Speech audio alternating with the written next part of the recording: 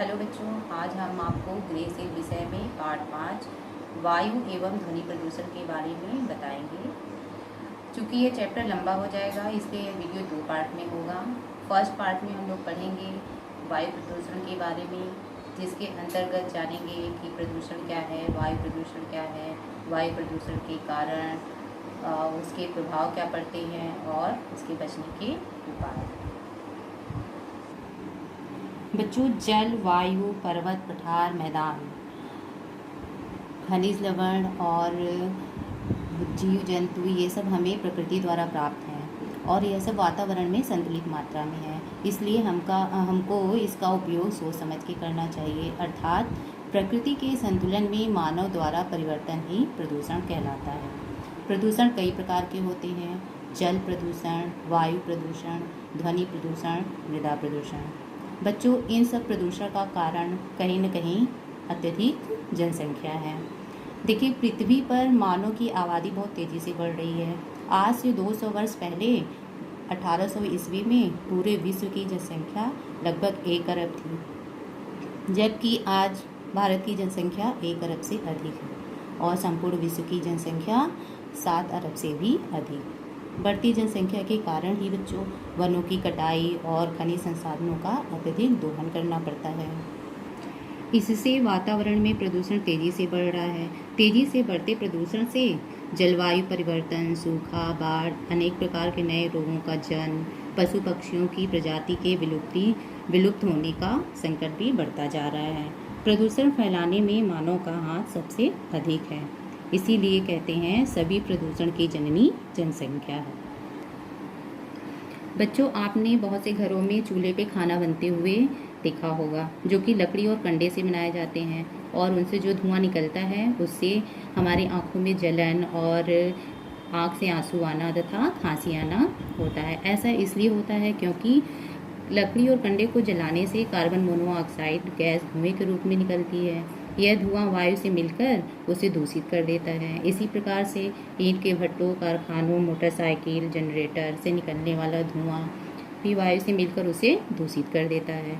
वायु प्रदूषण ज्वालामुखी से निकलने वाली राख, आंधी तूफान के समय उड़ती धूल और वनों में लगी आग से निकलने वाले धुएं से भी होता है।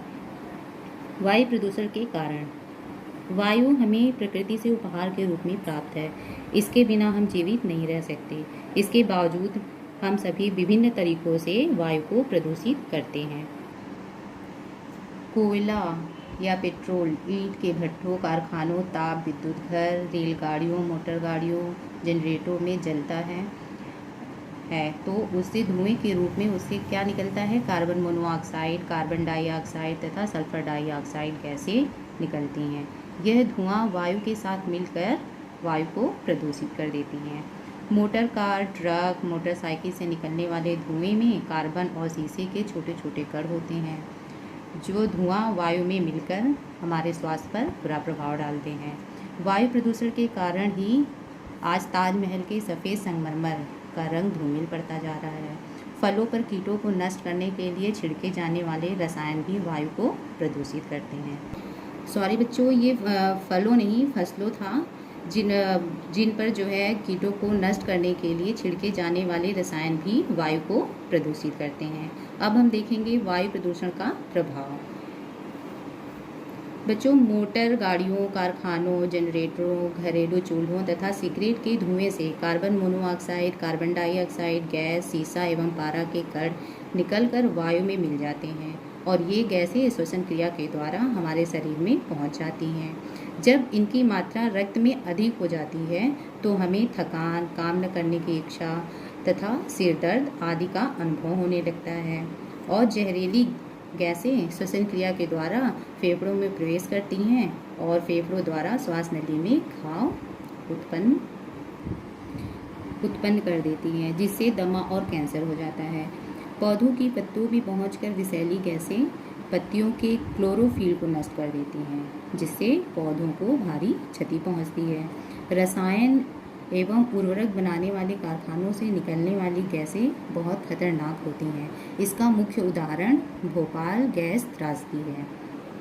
बच्चों, संयुक्त राज्य अमेरिका की बहुराष्ट्रीय कंपनी यूनियन कार्बाइड, जिसके द्वारा जो है भोपाल शहर में जहरीली मीग गैस बनाने के लिए एक कारखाना खोला गया था और कारखाने द्वारा बनाई गई मीग गैस के रिसाव के कारण एक दिन में 18,000 व्यक्तियों की मृत्यु हो गई थी।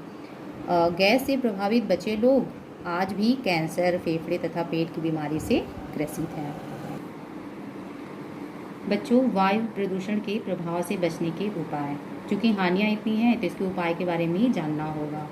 वायु प्रदूषण को कम करने के लिए हमें अधिक से अधिक वृक्ष लगाना चाहिए, जिससे हमें अधिक मात्रा में शुद्ध ऑक्सीजन प्राप्त हो सके। रसोई घर स्वच्छ, साफ और खुला हो, जिससे वायु का प्रवेश व निकास समुचित रूप से होता रहे। खुले में शौच न जाएं तथा शौचालय को साफ रखें। घर व बाहर की नालियाँ साफ रखें तथा कूड़ा करकट खुले मैदान में न फेंककर उचित स्थान पर डालना चाहिए। रात में सोते समय अपनी खिड़की व रोशनदानों को खुला रखना चाहिए। सड़क पर चलने वाले वाहनों के धुएं से बचना चाहिए। अपने पशुओं के बांधने के स्थान को स्वच्छ रखना चाहिए। वायु प्रदूषण को रोकने के लिए सरकार ने CNG से वाहन चलाना अनिवार्य कर दिया है। ठीक है बच्चों।